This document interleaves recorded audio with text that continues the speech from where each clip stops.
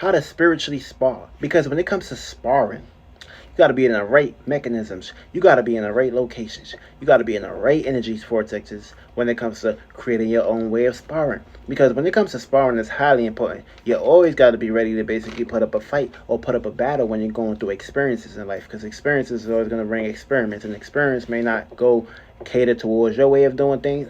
That's when you got to basically learn from these experiences.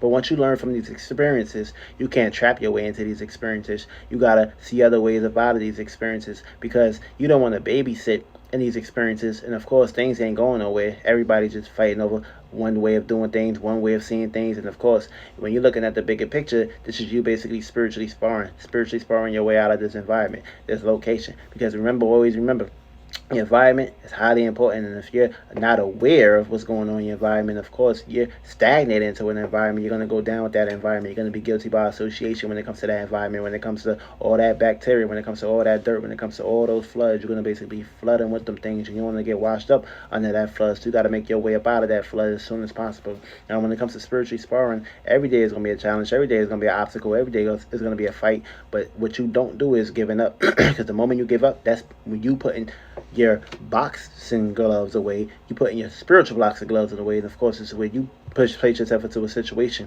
of being a punching bag. And when you become a punching bag, you, one, don't have no direction in life. You, two, are not really on the verge of trying to create your own way of doing things, and of course, creating your lifestyle where you want to live a lifestyle. Three, you're putting yourself into a situation where you become the slave, and of course, you don't want to become a slave when it comes to this circumstance situation in this world. When it comes to this world, you gotta be a star in this world. You gotta be a walking star in this world. And if you're not a walking star, that means your star is gonna become dim. You're gonna become the floor, and other people, places, and things are gonna basically be walking over you like you some goddamn pig. And of course, pigs, they love to basically milk all that dirt off the floor.